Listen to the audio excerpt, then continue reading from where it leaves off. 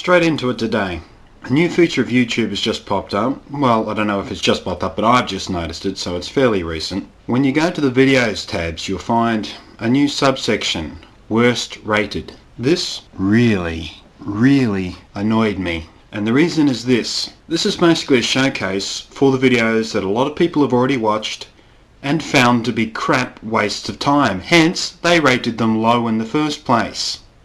Okay, but now there's an entire section here, so we're going to get the morbidly curious checking out these videos, hitting up the views on them, and of course there's those people out there who can't resist adding a comment to say just how bad the video actually was. And so, the people like me are going to be subjected to these already acknowledged awful videos filling up the most viewed and most discussed lists. We don't need to show off stuff that people have already recognised as crap wastes of our time. I appreciate the YouTube's trying to constantly keep the service fresh and interesting, but a better idea than showing off the worst rated films would maybe make a list of the least viewed.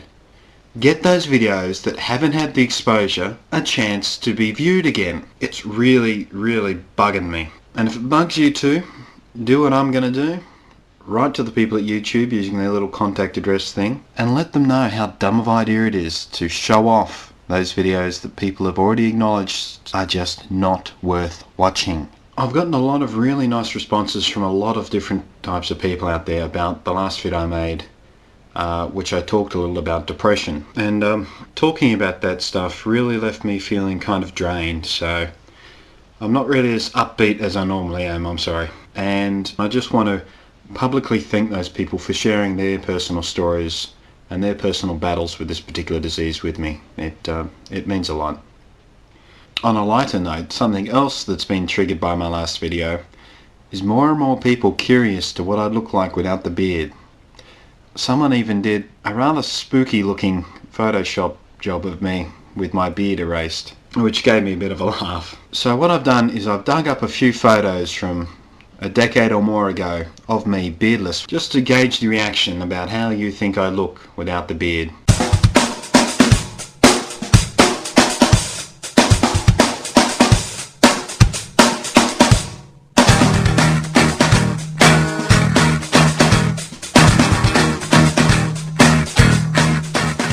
I've been asked, or should I say challenged, to actually shave the beard off, so I'm going to think about it.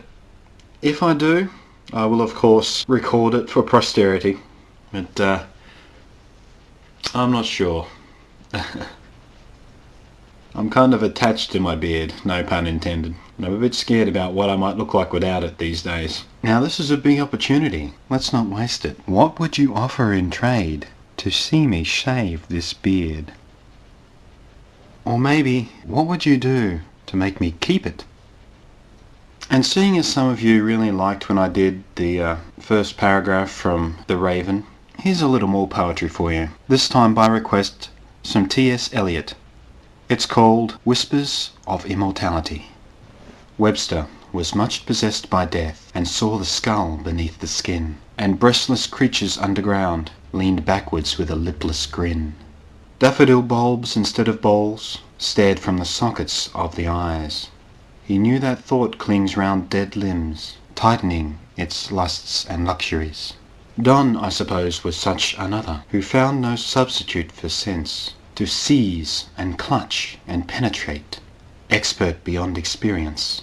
He knew the anguish of the marrow, the ague of the skeleton, no contact possible to flesh, allied the fever of the bone. Grishkin is nice.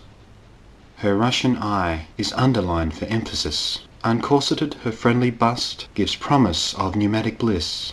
The couched Brazilian jaguar compels the scampering marmoset with subtle influence of cat. Grishkin has a maisonette. The sleek Brazilian jaguar does not in its arboreal gloom distill so rank a feline smell as Grishkin in a drawing room. And even the abstract entities circumambulate her charm, but our lot crawls between dry ribs to keep our metaphysics warm.